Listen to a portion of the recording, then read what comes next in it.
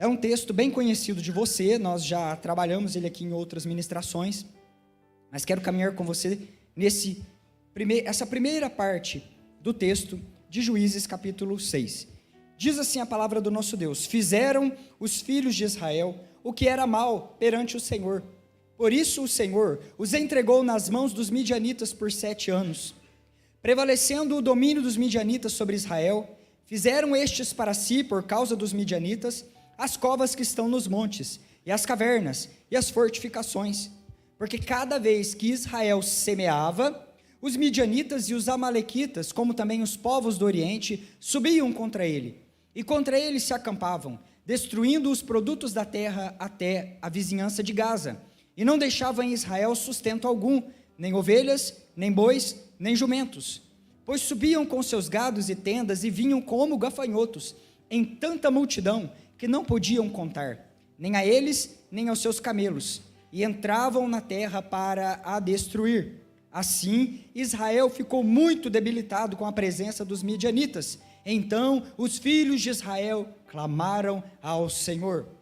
Avance um pouquinho seus olhos para o versículo 11. Lá está escrito assim: então veio o anjo do Senhor, e assentou-se debaixo do carvalho que está em Ofra, que pertencia a Joás, o abiesrita. E Gideão, seu filho, estava malhando trigo no lagar, para o pôr a salvo dos midianitas. Então o anjo do Senhor lhe apareceu e disse: o Senhor é contigo, homem valente. Respondeu-lhe Gideão: ai, Senhor meu, se o Senhor é conosco, por que nos sobreveio tudo isso? O que é feito de todas as suas maravilhas que os nossos pais nos contaram, dizendo: não nos fez o Senhor subir do Egito? Porém agora o Senhor nos desamparou e nos entregou nas mãos dos midianitas. Então se virou o Senhor para ele e disse: vai nessa tua força e livra Israel da mão dos midianitas. Porventura não te enviei eu?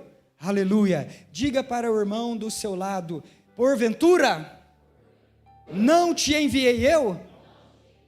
Diz o Senhor dos exércitos. Aleluia. Glória a Deus. Queridos, olha, nós temos um entendimento. Vou caminhar com você. Quero que você esteja tranquilo e com o coração aberto para receber esta palavra. E se você não entender esta ministração, por favor, levante a sua mão. Eu terei prazer em respondê-lo nesta noite, porque essa é uma noite de instrução.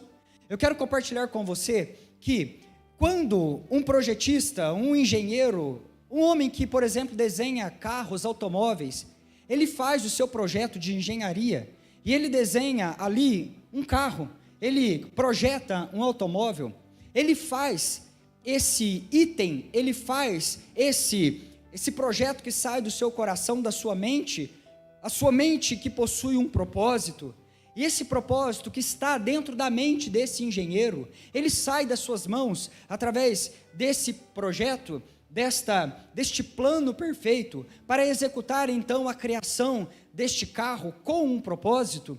E quando você olha esta dinâmica desse homem, desse engenheiro que pensa, que sonha dentro do seu coração, mas que não somente sonha, mas convida a família, que convida aqueles que estão ali próximo dele a executar o plano, e também alguém que possa aplicar este plano para executar a produção daquele carro.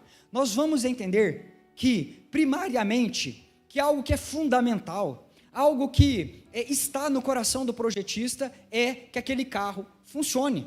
Ninguém em sã consciência cria ou projeta algo para que aquilo venha a dar errado. Se você observa, por exemplo, esta lâmpada, ela está funcionando. Ela está funcionando porque houve, aliás, no coração de um sonhador, de um engenheiro, o sonho de desenhar a estrutura dessa lâmpada. Ele a criou, ele a formou para um propósito. Para um propósito. Por mais que muitas das vezes nós possamos pegar uma lâmpada e usá-la para outros propósitos, um propósito talvez decorativo, você pega uma lâmpada, você vai lá, serra o bulbo daquela lâmpada e você joga o interior dela fora, e você enche de água e coloca ali uma samambaia, coloca ali, sei lá, uma planta, e aquilo fica em cima da casa, em cima da mesa da casa, como um objeto de decoração, olhando para aquela lâmpada, que contém algo dentro dela, que tem um preenchimento dentro dela, ela não está cumprindo o propósito para o qual ela veio à existência. Por quê? Essa lâmpada foi feita para iluminar, essa lâmpada foi feita para ser colocada em cima, e dar luz, e expulsar as trevas. Perceba você que quando nós tocamos o interruptor, as trevas, elas não medem força com a luz. Quando nós tocamos o interruptor, as trevas não ficam brigando com a luz. Quando nós tocamos e ativamos, giramos a chave, quando nós ativamos este toque desse interruptor, a luz, ela simplesmente brilha, ela simplesmente emite a luz, e as trevas, elas fogem. As trevas, elas batem em retirada. Não existe medição de força de trevas e luz. A luz brilha, as trevas cedem. Elas dão espaço para que a luz, ela ocupe todo esse ambiente. Mas certo é que nós precisamos ter atenção e observar que esta lâmpada, ela não está funcionando por força própria. Ela não está emitindo luz por força própria. Ela obtém toda essa força, ela obtém este poder de outro lugar. Ela está conectada intimamente com a sua fonte. Se for cortado esta fonte, esta lâmpada não fará o seu propósito, não cumprirá o seu propósito, simplesmente se tornará um item a mais nessa casa. Da mesma forma é o automóvel. De que serve um automóvel parado na garagem?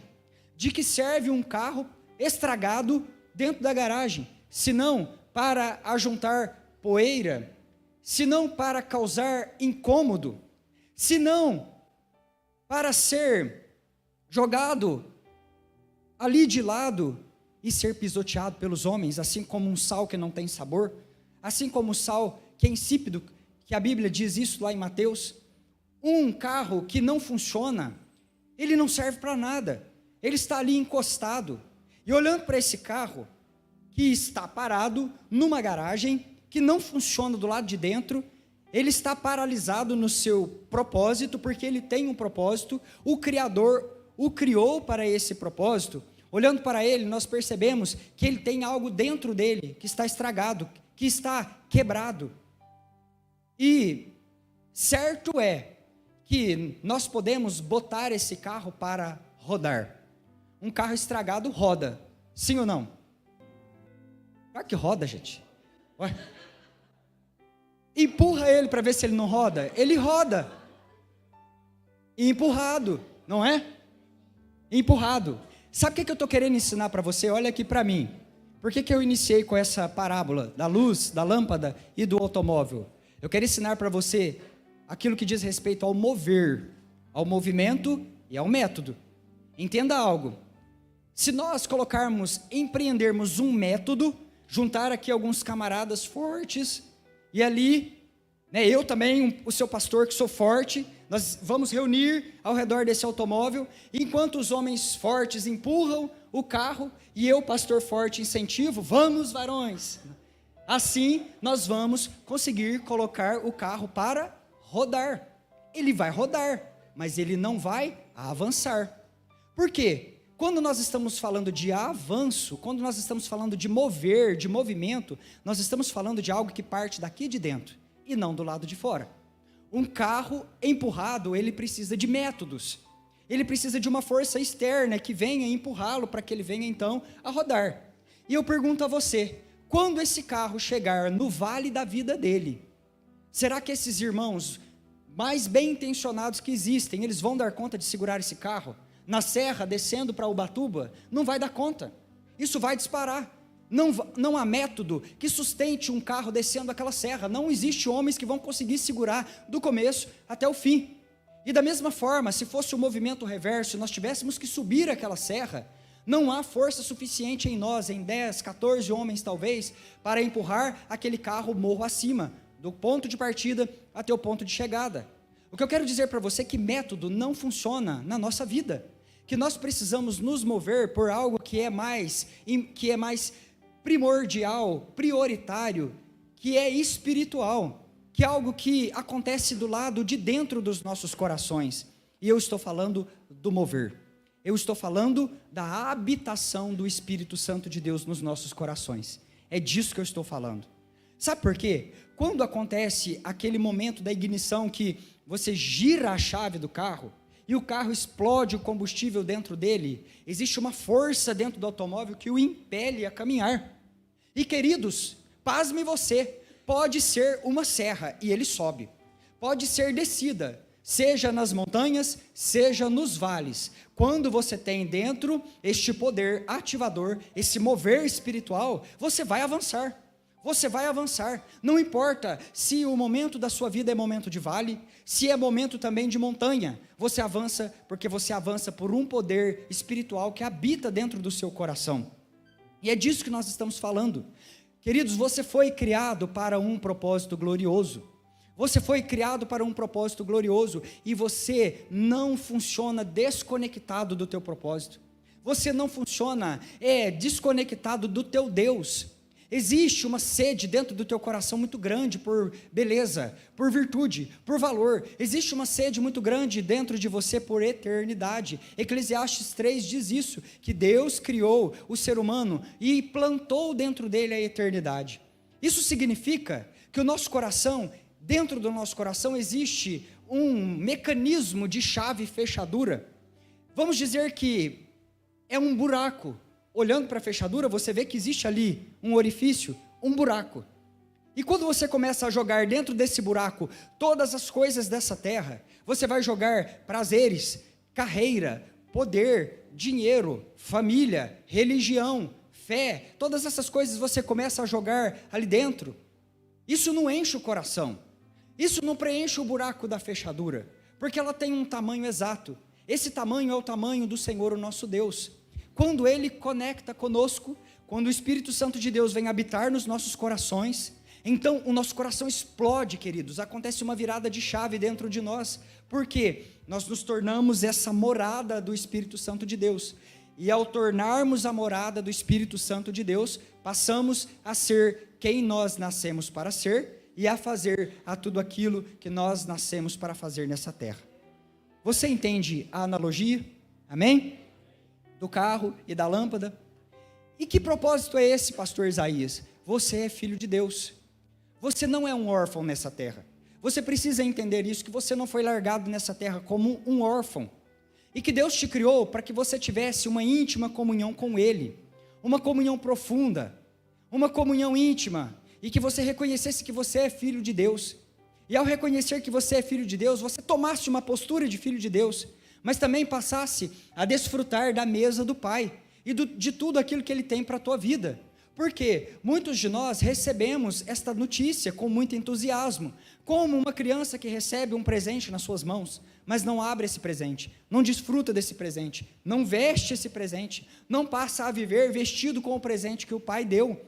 Então muitas das vezes nós recebemos a boa notícia da salvação, e quando Ele se apresenta para nós dessa forma, nós entendemos. Nós até somos salvos, mas nós não reinamos em vida. Por quê? Porque para reinar em vida, você precisa então vestir o seu propósito. Você precisa caminhar no propósito. Você precisa atender o seu chamado e viver aquilo que Cristo, Ele sonhou para que você viesse a viver nessa terra, nesse tempo. Talvez muitos de vocês tenham entrado aqui imaginando o quê? O meu tempo já se passou, os meus cabelos estão embranquecidos pelo tempo, talvez não existe mais nada que eu possa fazer, que eu possa colaborar. Olha, eu digo a você, existe um propósito glorioso para a tua vida, existe um propósito glorioso para a tua vida, para você que é pequeno, para você que está olhando para a sua pequenina força, mas para você que já tem uma jornada muito grande e está olhando e falando, como é que eu poderia colaborar em tamanha guerra, em tamanho desafio? Há um propósito para você viver. Por quê? Porque nós vivemos amparados e sustentados pela força do braço do Senhor, o nosso Deus. Aleluia, glorifique ao Senhor Jesus. Aleluias. Nós vivemos pela força do braço do Senhor, não é pela nossa própria força, não é pela nossa própria performance. Nós caminhamos sustentados pelo nosso Abba, pelo nosso Pai. É Ele que nos mantém de pé.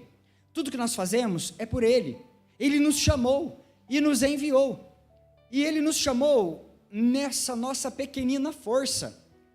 Nessa nossa pequenina força. Se Ele nos chamou sabendo quem nós somos, se Ele nos chamou sabendo da nossa pequena força, queridos, simplesmente se posicione e vá, e deixe o sucesso da missão nas mãos do Senhor, o nosso Deus, porque Ele sabe como derrubar gigantes, Ele sabe como fechar a boca dos leões, Ele sabe a maneira correta de abrir o mar de um lado para o outro, para que seus filhos possam passar com pés enxutos, Ele sabe como é que se derruba muralhas de cidades que se dizem fortificadas demais. Ele é o Deus poderoso, o Senhor dos exércitos, aleluia, queridos, glorifique o Senhor Jesus. Sabe por quê? Porque você é da linhagem desse Deus Todo-Poderoso, você é filho desse Deus Todo-Poderoso. Olhe para trás nessa noite e questione, provai e vede que o Senhor é bom. Questione a eficiência de Deus ao longo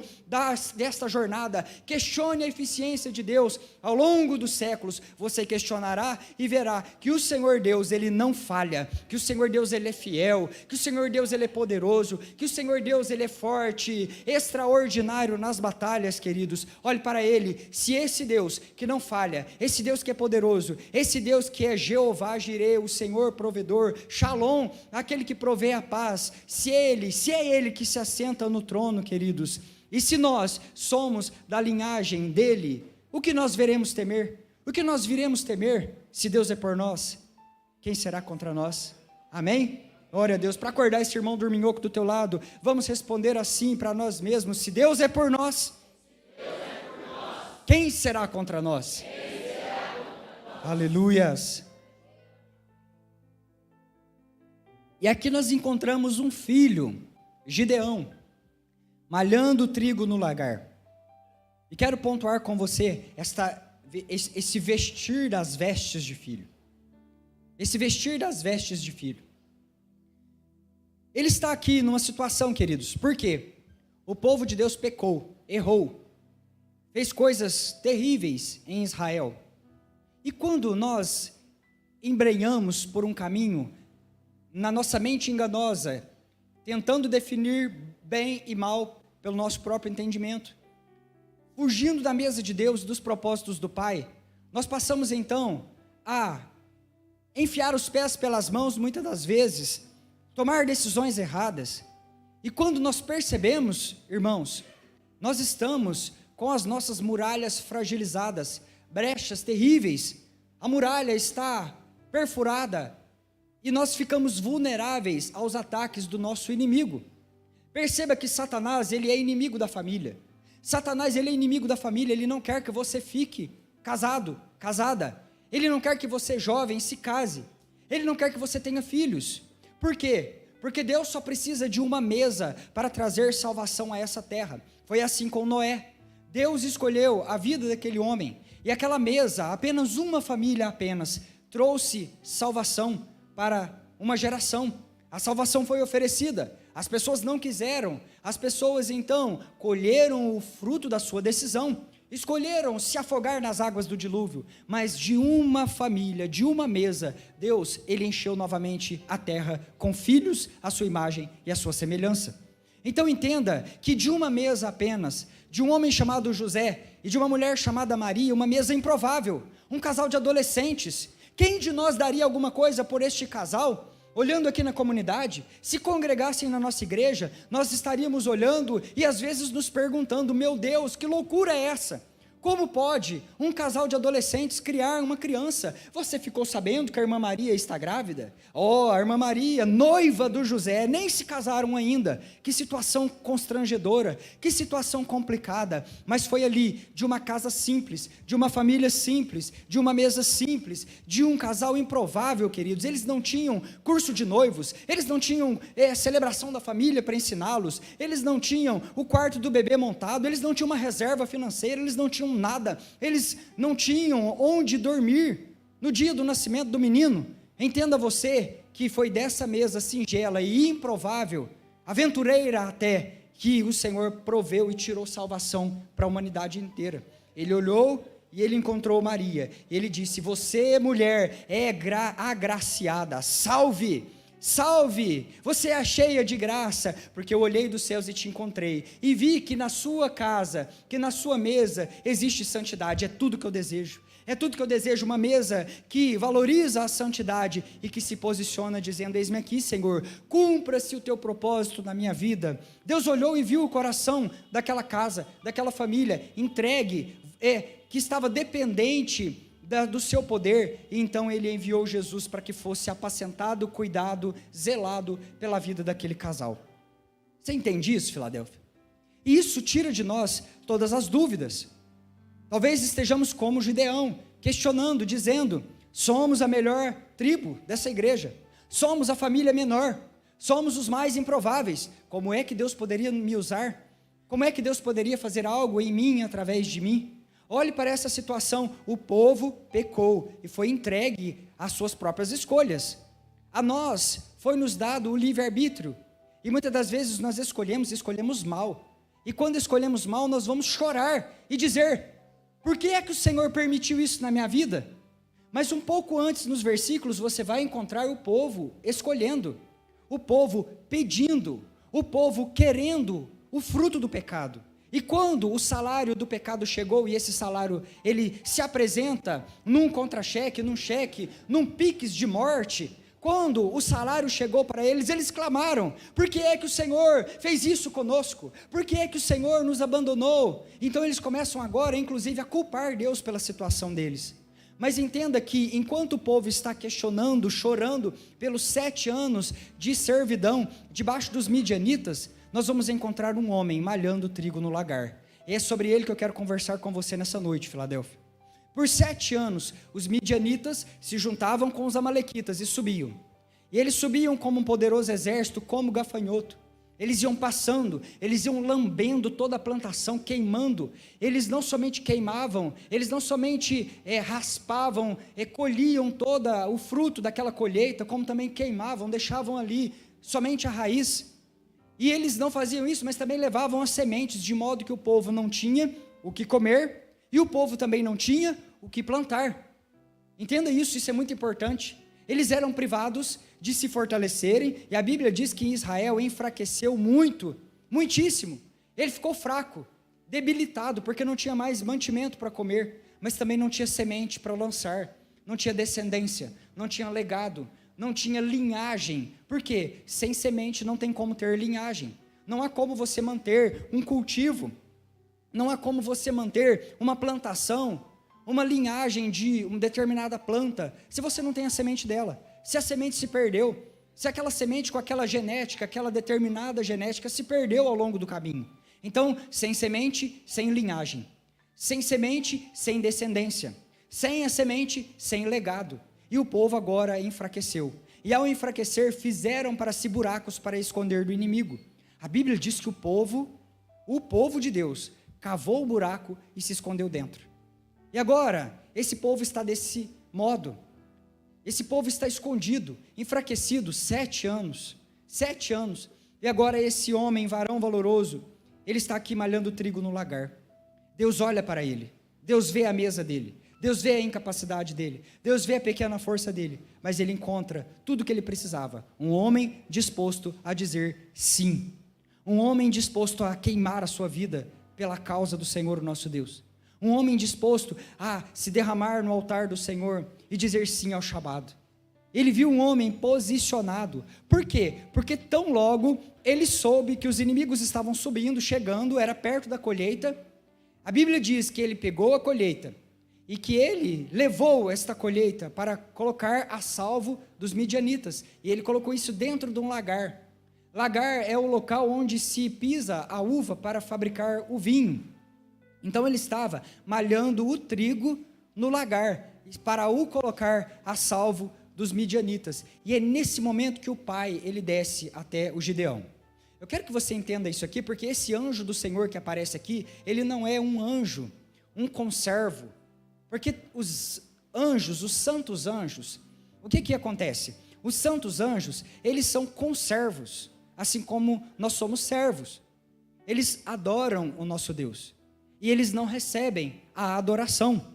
O que acontece? Eles Lembre-se do exemplo de João, por exemplo, quando João ele vai para se curvar diante do anjo, o santo anjo, vamos dizer assim, quando ele vai se curvar, o anjo logo o toca e diz: não se curve, não adore, porque eu também adoro o Senhor nosso Deus, adore somente a Ele. Mas nesse caso aqui, nós temos um anjo que se posiciona e recebe a adoração. Quando você encontrar essa palavra anjo do Senhor, e logo em seguida você perceber que esse anjo do Senhor recebeu a adoração dos filhos, significa que isso aqui é a aparição do próprio Deus, é a aparição do próprio Cristo, é a teofania, quando ele desce à terra e se apresenta para os seus filhos de uma maneira que os seus filhos possam ver, que os seus filhos possam vê-lo e até tocá-lo como fez Jacó. Olha que coisa maravilhosa, queridos. Então agora o pai desce ao encontro de um filho, que coisa gloriosa, porque mesmo nós estando muitas das vezes enfiados nas covas, muitas das vezes escondido do nosso inimigo, acovardado, o pai, ele não desampara os seus filhos, ele vai ao encontro dos filhos, ele veio ao encontro de Gideão neste dia, para resgatar este filho amado, esse varão valoroso, aleluia. A propósito, queridos, os filhos de Deus estão neste lugar, amém? Glória a Deus, aleluia. Ele chega aqui, ele começa um diálogo com o Gideão. Existe um inimigo para ser derrotado, os midianitas, 7 anos de servidão, um povo que está enfraquecendo, um povo que não tem semente, um povo que não tem descendência, um povo que não tem legado, um povo sem força, um povo sem perspectiva de adoração. Se os midianitas levavam as ovelhas, como é que o povo ia adorar o Senhor? O que eles iam oferecer no altar de sacrifício? Eles não tinham o que oferecer. Então a adoração estava comprometida. Se eles não tinham jumentos para carregar as cargas, se eles não tinham bois para arar a terra, então o sustento deles, a força da nação estava também comprometida. Você está entendendo tudo isso, Filadélfia? Às vezes o inimigo, ele se apresenta e ele começa a debilitar a família, e ele tira toda a força da família, ele drena a força da família com as artimanhas, ele enfraquece, ele rouba a semente, ele destrói o legado, de modo que você começa a observar o andamento da família, e você questiona e fala: Deus, não existe perspectiva de amanhã para esse casamento, não tem legado. Por quê? Porque a colheita foi roubada, a semente foi roubada, os filhos estão nas drogas, os filhos estão na prostituição, o casal está em processo de separação, num pé de guerra, não se entendem, e aí você começa a perceber que o inimigo está roubando a perspectiva de legado, roubando a perspectiva de redenção que pode sair da tua mesa para esse mundo. Mas também o inimigo começa a levar embora aquilo que nós podemos chamar das nossas ovelhas, que é a motivação para adorar ao Senhor. De tanto tomar pancada do inimigo, as pessoas vão emudecendo, o inimigo vai colocando, amordaçando a boca, de modo que as pessoas vão retendo o canto, retendo a adoração, não tem mais ânimo para adorar, não tem mais ânimo para buscar o Senhor. Orar de madrugada, então nem pense, jejuar então, queridos, isso não passa na vida da pessoa, porque o inimigo está roubando a ovelha, levando, os midianitas e os amalequitas vêm e levam as ovelhas do meio do povo, os jumentos, os bois. Isso simboliza a força da família, isso simboliza a perspectiva da adoração, o levantar de mãos, o oferecer sacrifícios adoráveis às narinas de Deus, cheiro suave de adoração. Assim estava essa família, assim estava esse homem de Deus. E olha, pais, eu quero fazer um parêntese aqui, antes de partirmos para os 3 pontos finais e concluirmos essa ministração, porque eu sei que Deus vai mover hoje na adoração. Olha, entenda uma coisa: quando uma geração falha em enfrentar um inimigo, a outra geração com certeza será afetada. Isso é para nós pais, mães, homens, mulheres de Deus que estão aqui nessa casa. Deus está falando conosco. Perceba você, ao longo das Escrituras, que isso acontece com muita frequência. Por quê? Porque pais falharam na sua missão, famílias falharam na sua missão, e agora a próxima geração, ela precisa lidar com isso. É nítido quando você olha para o povo de Israel, que chega diante da promessa da terra prometida, e após ver a mão do pai lidando com os egípcios, com todo o carinho que o pai sabe lidar com os perseguidores dos seus filhos? Entenda você precisa entender quem é o seu pai, você precisa entender que sangue é que corre aqui nas suas veias, para que você pare de miar como gato nos cultos, para que você pare de miar como gato de frente ao gigante, o problema, a enfermidade, a doença que se apresenta diante da tua vida.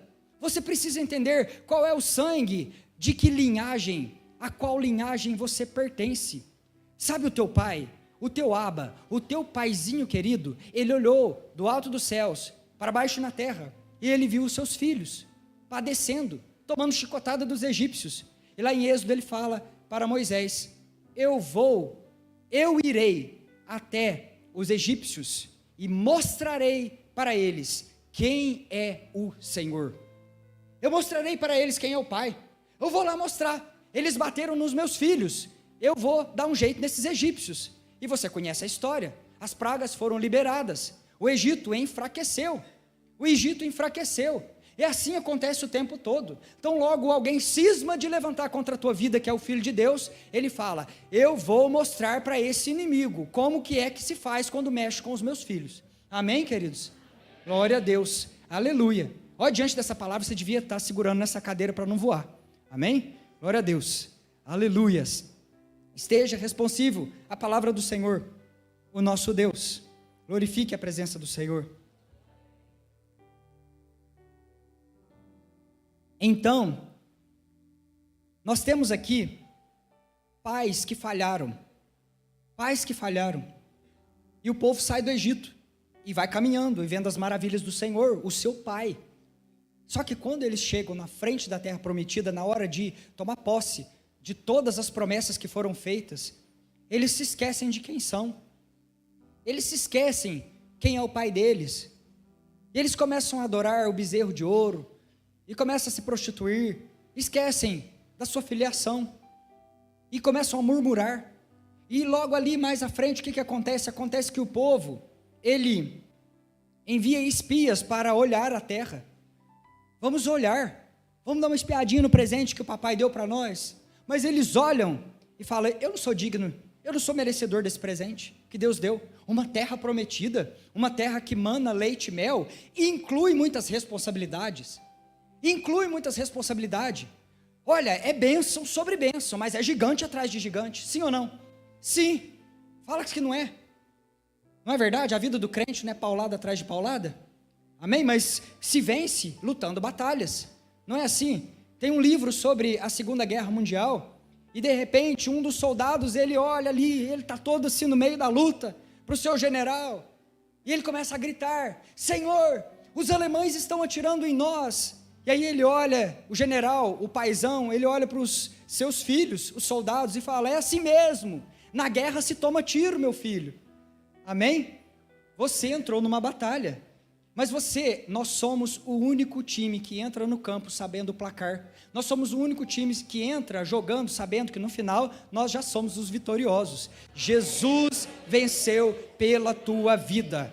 Aleluia, glória a Deus. Não vai fazer que nem os israelitas fizeram. Deram uma olhada na caixinha e falou: é muita responsabilidade. Esse negócio de filho de Deus, jogar gigante por terra, olha o tamanho do gigante. Nós parecemos gafanhotos aqui, ciscando em cima dessa caixa de presente, olhando o que o Pai nos ofereceu. Nós não vamos conseguir. E eles começaram a murmurar, falaram até de apedrejar o Moisés. Não é assim? Olha, quando a coisa esquenta, até o pastor entra no meio, né? Vamos apedrejar esse magrelo barbudo, né? Taca pedra nele. Por quê? Porque eles perderam a filiação, a perspectiva de filho de Deus, e agora começa a se enxergar como gafanhoto. Queridos, você não é um gafanhoto. Fala isso para a pessoa que está do seu lado, fala assim: você não é um gafanhoto, você é filho de Deus, você é da linhagem do Senhor, o Senhor que fecha a boca dos leões. O teu pai derruba gigantes, o teu pai se levanta na tua defesa, o teu pai é o Senhor dos exércitos. Aleluia, glorifica o Senhor Jesus, Ele é digno, aleluias, Ele é merecedor, aleluia, glória ao nome santo do Senhor nosso Deus. E o povo de Israel falhou miseravelmente ao olharem para a força do próprio braço. E voltaram. E perambularam 40 anos. E os pais falham. Dali 40 anos, os filhos voltam. E chegam lá para resolver o problema que os pais não conseguiram lidar. E eu digo a vocês, quem estava na terra eram os filhos dos gigantes antigos. É o mesmo problema, estava lá, queridos. Para que você vai correr desse problema? Por que você foge de enfrentar essa situação? Não é assim? Vou largar desse homem e vou casar de novo. E aí? Vai pegar o problema, colocar numa mochila e levar para outro casamento. E chega lá, começa tudo de novo. Por que não ficar e lutar por esse casamento? Por que não ficar e lutar por essa família, por esse filho? Em nome de Jesus, encare os desafios da tua vida. Em nome de Jesus, se organize financeiramente. Em nome de Jesus, tenha tempo de mesa na tua casa, na tua família. Em nome de Jesus, busque estratégias para a tua empresa. Deus é o Senhor de toda a criatividade. Existem coisas nele que os outros não viram e você pode acessar como filho de Deus e a sua empresa prosperar. Olha, temos tudo em Deus. Há um caminho, e o caminho do guerreiro, ele passa pelo secreto. O caminho do guerreiro, ele passa pelo secreto. Então, antes de nós irmos para a batalha, antes de um guerreiro partir para a guerra, ele deve passar tempo com o Senhor a sós, buscando as estratégias de guerra. É assim que acontece. E assim os filhos, eles ouvem os conselhos do seu papai, e eles partem para uma vitória que já está garantida pelo Senhor nosso Deus. Aleluia. Em Números 22, do 4 ao 6, os midianitas estão lá. Vamos voltar um pouco na linha do tempo. Quando nós voltamos na linha do tempo, lá atrás, os midianitas estão ali, e eles contratam um falso profeta chamado Balaão, e ele fala assim: Balaão, vai lá e amaldiçoa aquele povo, os filhos de Israel, os filhos de Deus, sobe no monte e amaldiçoa. E Balaão, ele recebe o dinheiro. Todo falso profeta gosta disso aqui, dinheiro. Ama um dinheirinho, pix. Perceba isso. Falso profeta tem doutrina deturpada, não bate com a Bíblia. Se vier para cima de você com profetada, eu te autorizo, em nome de Jesus, tira a mão, repreende. Fala, não vai profetizar sobre a minha cabeça não, porque a sua doutrina é deturpada. Você não vive o que você prega. Faça isso em nome de Jesus. Não vai comer qualquer comida, em qualquer lugar. Aqui você tem pão saudável, servido pelo Senhor, o nosso Deus. Toma cuidado com aquilo que você ouve. Então, eles contratam esse falso profeta, o Balaão, e ele sobe na montanha. Quando ele estende a mão para amaldiçoar os filhos, Deus fala, opa, não vai fazer isso não. Não vai. Pelo contrário, vou colocar bênção na tua boca, e você vai abençoar os meus filhos. E agora o profeta, que é um falso profeta, ele é obrigado a falar bênçãos para os filhos de Deus. Aquele que levantou a mão contra os filhos, agora precisa abençoá-los. E ele chegou para o rei, o Balaque, e falou, não dá para mexer com esse povo não, é filho de Deus. Só tem um jeito, só um jeito que você derruba filho de Deus. Mistura, manda o inimigo lá para o meio, mistura, faz eles adotar um estilo de vida misturado, porque aí eles vão entender que esse estilo de vida é bom demais. Eles não vão querer mais a mesa do pai, eles vão se distanciar da mesa. Uma vez distantes da mesa, eles ficam vulneráveis e a gente consegue derrubar. Mistura. E aí, logo em seguida, lá, um pouquinho para frente de Números, as moabitas, essas mulheres aqui, as filhas de Midian, elas convidam os filhos de Israel. Vem aqui para o nosso culto. E o culto do midianita naquela época era um culto pagão, cheio de prostituição. E os filhos de Israel gostaram do culto. E eles começaram a se deitar com as midianitas. Começaram a se prostituir. E aí se afastaram da mesa de Deus. Esse negócio de mesa de Deus, para ficar na mesa do pai, tem que ser fiel a uma só esposa. Não é assim que Paulo pregou para Timóteo? Não pode ser dado muito ao vinho. Tem que ser fiel à esposa. Tem que lutar por esse casamento. Todo dia investir nessa mulher. Investir nesse marido. Investir nesse filho. De repente eles olham o que está sendo oferecido ali pelos midianitas. Aquela zoeira toda, desculpe a palavra, e eles vão para lá, sai da mesa de Deus e vai dar uma volta lá no mundão, e começa a misturar. Tão logo eles fazem isso e se afastam da presença do Pai, eles ficam vulneráveis. A Bíblia diz que houve uma praga em Israel, queridos, que matou 24 mil pessoas. Por quê? Saíram da presença do Pai para ciscar em qualquer lugar, e foram buscar satisfazer os seus apetites longe da mesa do Pai. E o que acontece? Presta atenção, o nível do povo. Presta atenção nisso. O povo de Deus começou a chorar, começou a se lamentar. Foi todo mundo para a porta da tenda da congregação. Se você quiser, leia Números 22, do 4 ao 6. E você vai encontrar essa história ali, mais à frente, Números 25. Aí o povo estava chorando diante do tabernáculo. Todo mundo reunido, Senhor, tem piedade de nós. Nós nos afastamos da tua mesa. Nós nos afastamos da tua mesa, Senhor. Tenha piedade de nós. Senhor, cessa essa praga. E a Bíblia diz que um homem chamado Zinri, ele vai até a terra dos inimigos. Ele toma uma mulher, uma moabita, chamada Cosbi.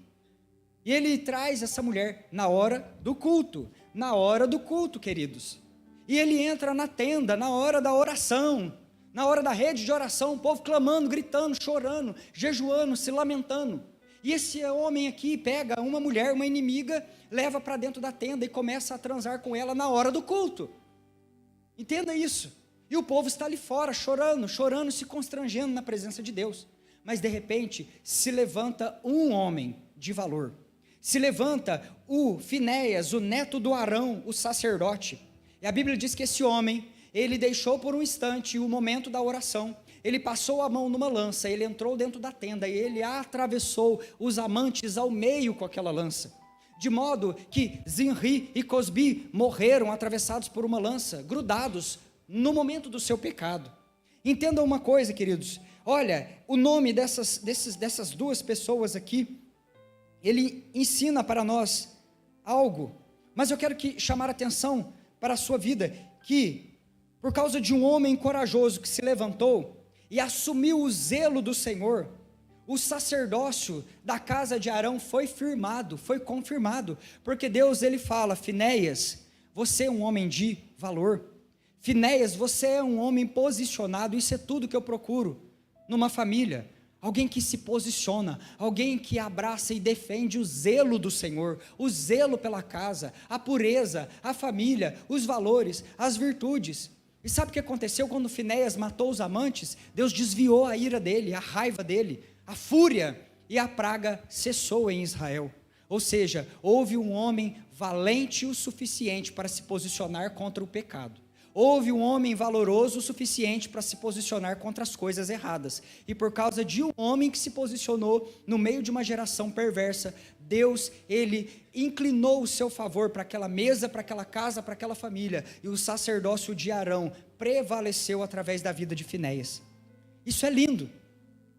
Mas entenda as sutilezas de Satanás. Esse homem aqui sentiu como Deus sente, foi capacitado a agir como Deus age, e o ato de justiça livrou o povo da praga. Mas você continua lendo. Queridos, como nós somos inclinados a cair, a pecar, a nos esquecer de quem nós somos. Esse culto se trata da tua filiação. É só isso que nós estamos ensinando nessa noite. Você é filho de Deus e você precisa viver à altura disso e debaixo dessa responsabilidade. E debaixo também desse favor extraordinário sobre a tua vida. Entenda isso, porque se nós cismarmos de buscar respostas para quem nós somos em outros lugares, nós vamos nos afastar da mesa de Deus e nós vamos ficar vulneráveis. Nós vamos ficar vulneráveis. A praga cessou por causa do posicionamento desse homem, por causa do posicionamento desse homem valoroso. E o que acontece? Deus, ele fala, lá em Números 31, sobe contra esses inimigos, e 12.000 israelitas marcharam contra o sistema de Satanás. Eles mataram os reis, eles mataram o Balaão, eles mataram os homens, eles passaram a fio de espada os homens, mas quando eles chegaram diante dos velhos problemas conhecidos, quando eles chegaram diante das velhas fraquezas, aquela fraqueza que vive atormentando, que hora ou outra aparece, quando eles chegaram diante das mulheres, que eles já conheciam muito bem, que já tinham se deitado com todas elas, a Bíblia diz que eles pouparam as mulheres, e levaram as mulheres para dentro do arraial de Israel. Eles fizeram o que o Senhor mandou, mataram os homens. Falso profeta não toleraram. Ah, mas o pecadinho escondido, eles trataram de levar para dentro da tenda. Ah, mas aquele pecado assim, aquela coisa, aquela mulher, aquela moabita, eles levaram para dentro. Entenda uma coisa, queridos, que aqui, agora, novamente, Israel está caindo, está pecando, está caindo no mesmo erro. O versículo 14, Moisés se indignou, e ele manda matar todos aqueles homens, todas aquelas mulheres. Só que tem uma coisa que eu quero perguntar para você: se Moisés mandou o povo lidar com aquele problema, se Moisés ensinou e falou, o Senhor mandou exterminar, é para passar fio da espada, não é para sobrar rastro de pecado, é para lidar de uma vez por todas com esse problema de filiação da tua vida, a vida inteira. Até quando o pastor vai ficar pregando sobre isso? Já faz anos que eu ministro a mesma mensagem, queridos. Você é filho de Deus, eu só sei ministrar isso nessa igreja. Até quando nós vamos lidar com o mesmo inimigo? Até quando nós vamos afrouxar diante das mesmas fraquezas? Até quando nós vamos cair diante do mesmo pecado? Porque a gente olha para os problemas, para os dilemas, para as tentações e esquecemos de quem nós somos. E de repente a gente já está levando midianita para dentro do arraial, moabita para dentro do arraial, e a gente não consegue lidar com esses problemas. Eu pergunto a vocês, se Moisés mandou exterminar de uma vez por todas, por que é que nós encontramos lá na frente Gideão tendo que lidar com isso de novo? Escapou alguém, ficou para trás, os pais não deram conta, os filhos tiveram que lidar com o problema lá na frente. Pais, nós vamos falhar miseravelmente se nós nos esquecermos de quem nós somos. Mães, esposas, tudo que você precisa saber, pais, varões, sacerdotes, filhos, nós precisamos entender a nossa filiação. Todos os nossos problemas giram em torno de orfandade, todos eles, porque vamos buscar pai no braço de outra pessoa, na traição, vamos buscar pai nos vícios, vamos buscar pai no consumismo, vamos buscar pai em muitas coisas desse mundo, e quando nós percebemos, a nossa vida está sendo destruída, por quê? Porque o buraco do coração não fecha, tudo que joga lá dentro traga, como se fosse uma draga, drenando tudo aquilo. O único que pode preencher o vazio do teu coração é o teu Pai, é o Senhor dos Exércitos, é o Deus Todo-Poderoso. E agora, o Gideão tem que lidar com essa situação toda aqui. Por quê? Porque o inimigo voltou, é porque alguém lá atrás falhou em lidar com o inimigo, e agora ele precisa lidar com esse inimigo novamente. E como é que Gideão conseguiu lidar com um velho inimigo, com um antigo inimigo, que corrompeu pessoas, que deturpou pessoas, e nem o momento sagrado da oração conteve as pessoas perversas daquele tempo, daquela geração? Ele enfrentou esse exército inimigo, ele enfrentou essa batalha da vida dele, entendendo que ele era filho de Deus. Tudo o que acontece aqui, nesse lagar, está girando em torno de um pai que ama um filho e está puxando esse filho de volta para sua mesa. Ele chega para Gideão e ele diz: o Senhor é contigo, varão valoroso.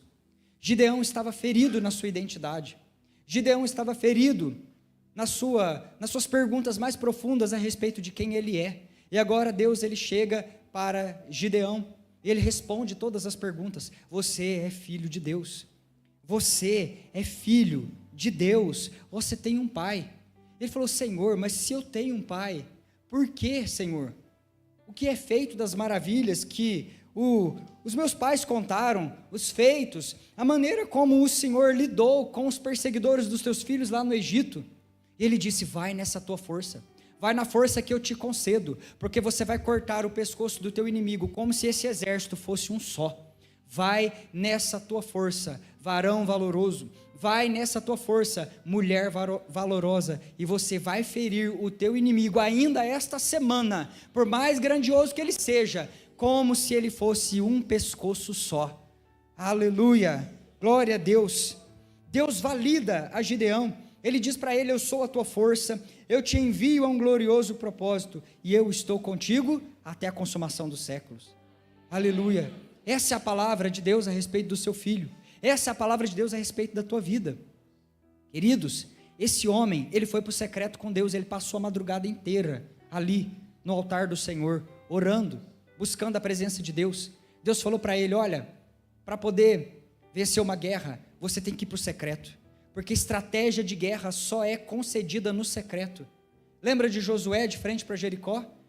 A batalha está ali na frente, ele se aparta do seu povo, e ele vai orar, e é tão interessante esse momento, porque o Josué está orando no secreto, o guerreiro precisa passar no secreto, para ouvir as estratégias da batalha, ele está ali orando, buscando, de repente o anjo se apresenta para ele, a Bíblia diz que Josué sacou da sua espada, e ele foi para cima do anjo, ele disse: você está comigo ou está contra mim? E agora o anjo disse: tenha paz, eu venho da parte do teu pai, eu vim trazer uma mensagem para você, vai, e você vai derrubar Jericó. Olha, mas não vai ser do teu jeito não, vai ser do jeito que o pai gosta, não vai ser na força do teu braço, não vai ser na tua confiança, não vai ser nos teus talentos, não vai ser na tua poupança, naquele dinheiro lá que você tem investido, não vai ser nada disso não, vai ser do jeito que o teu pai quer. Vai lá, faz barulho em frente dessa muralha, e o Senhor vai derrubar os teus inimigos na tua frente. Canta, louva, põe a arca na frente, põe a presença na frente, dá a volta em torno desse teu inimigo, mas coloca a presença de Deus na tua frente, e você vai ver o que vai acontecer. Aleluias, queridos. Todo o guerreiro, todo o filho, ele precisa ir para o secreto, buscar as estratégias para a sua guerra. Sabe por que muitas das vezes você está travado? Você está enrolando, dando volta na montanha nos velhos problemas. Você se esqueceu que o lugar onde você encontra as respostas que você precisa é no secreto com Deus. É lá quando você fecha o teu quarto, em silêncio com o teu pai, e você ora.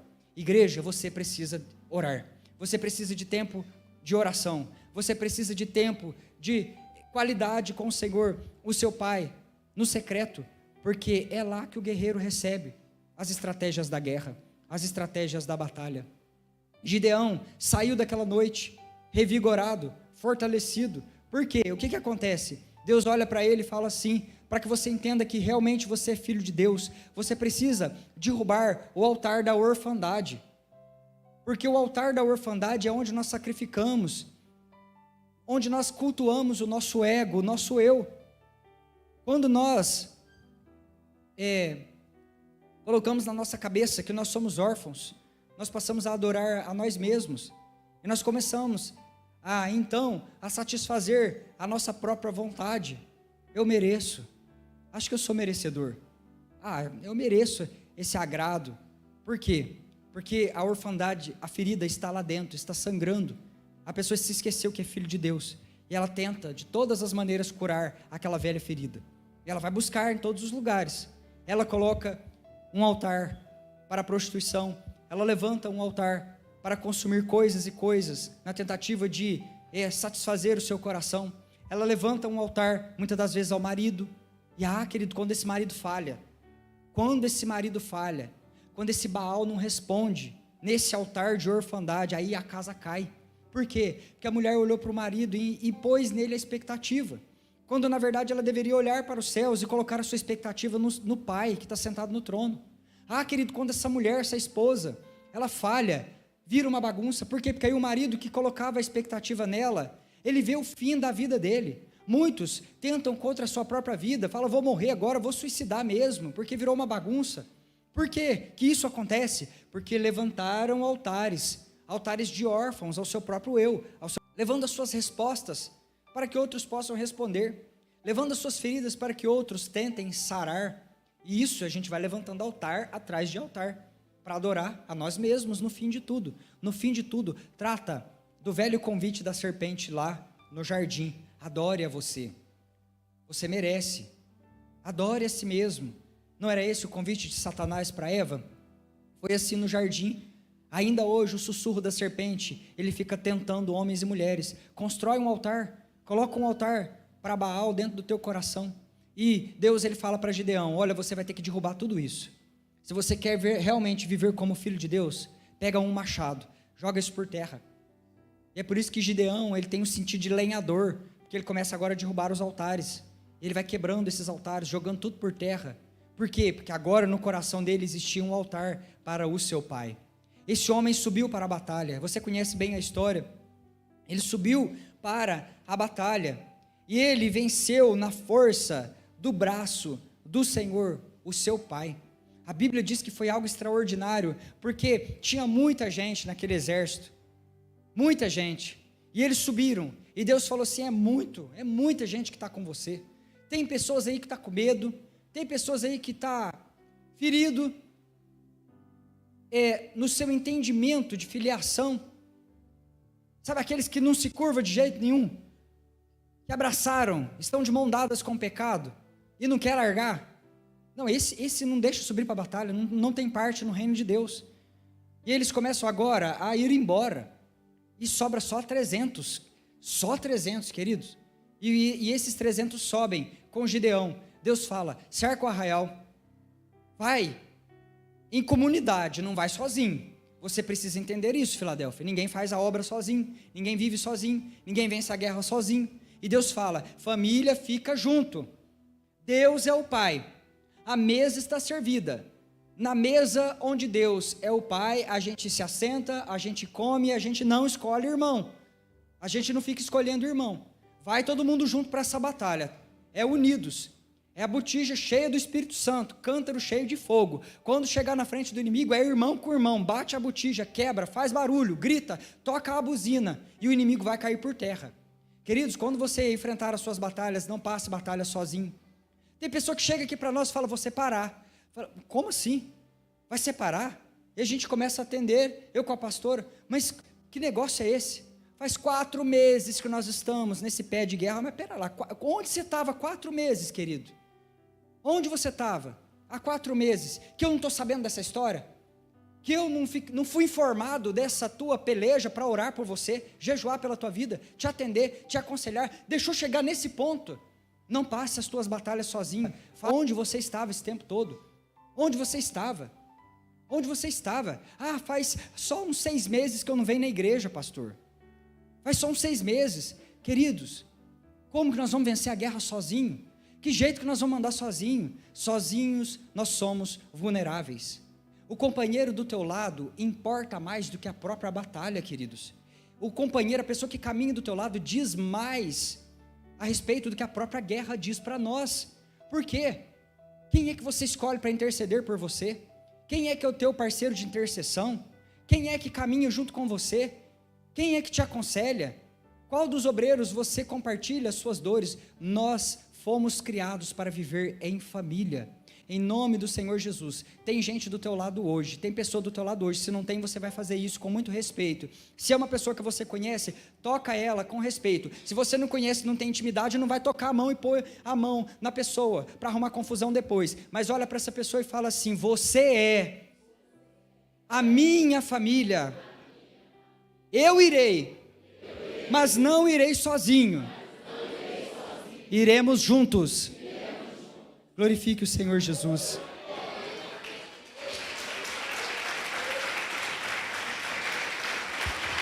Aleluias. Glória ao nome santo do Senhor Jesus. A Bíblia diz que o inimigo caiu por terra. O Pai deu a vitória para os filhos. O Pai deu a vitória para os filhos. Olha, queridos, Deus está levando essa comunidade numa direção gloriosa. Você precisa se preparar. As batalhas virão, mas virão junto com elas estratégias. Deus não deixa os seus filhos partirem para a batalha sem estratégia. Mas sabe onde ele vai estar? Lá no secreto. Você precisa passar lá. É lá que você vai conseguir as respostas para a tua vida. Não existe como. Não adianta ficar buscando solução aqui e acolá. É no secreto que você vai vencer as tuas maiores guerras. É caminhando junto. Vamos orar juntos, vamos caminhar juntos. Vamos prosseguir. Eu vou orar pela tua vida, eu vou interceder pelo teu casamento. Vamos todos mundo juntos. E assim a gente vai anotando. Aquele irmão que está faltando do culto, a gente liga para ele. Não precisa vir, queridos, liga para essa pessoa. Não espera essa pessoa se afundar, morrer. A gente ter a notícia do velório, porque a pessoa morreu por causa de overdose. Não, em nome de Jesus, vai. Se coloca na brecha por essa pessoa. Se coloca na brecha por essa pessoa, por essa vida em oração e em jejum. Foi assim que Gideão, ele venceu. Um homem que entendeu quem ele é. Eu sou filho de Deus. Eu sou filho de Deus. Não posso mais ficar com essa boa nova. Essa é a boa notícia do Evangelho para você, queridos. Gideão entendeu, eu sou filho de Deus. Preciso tocar a buzina em Israel e despertar mais pessoas. É isso que Deus está fazendo no nosso meio nesse tempo. Você recebeu este insight dos céus. Você recebeu isso da parte do Senhor, o teu Deus. Deus falou com você que você é filho. Você não pode mais esconder debaixo de um alqueire. Você foi aceso como uma lâmpada. Deus te colocou no alto para brilhar. Vá e ilumine outras vidas. Sabe, não fica com medo. Eu disse para você no começo desse culto que as trevas, elas não vão fazer competição com a luz. Então pode ir, simplesmente brilhe. Que as pessoas vejam as boas obras do Pai na tua vida. Que resplandeça as suas boas obras e glorifique o teu Pai que está no céu. E assim você vai simplesmente ser aquela pessoa que você nasceu para ser nessa terra, cheio do Espírito Santo de Deus. E as trevas vão bater em retirada, porque você vai tocar a buzina e vai convidar mais 300 pessoas para partir para a batalha com você. Tem pessoas lá fora gemendo, sabendo que não são filhos. Precisamos contar para ele as boas novas do Senhor, o nosso Deus. É disso que se trata esse culto de hoje. Você é filho, nada disso, dessa vitória, a garantia dessa vitória não está na força do teu braço, está no Deus que te chamou. Você vai, mas o caminho dessa vitória vai passar pelo secreto. Você precisa ter um encontro com Deus no secreto. É lá que Ele vai responder todas as suas perguntas da sua vida, vai curar o teu casamento, curar a tua vida, redefinir a tua rota, e você vai partir para a batalha, junto em família, em comunidade, para vencer uma vitória, que vai glorificar o nome do Senhor, o nosso Pai.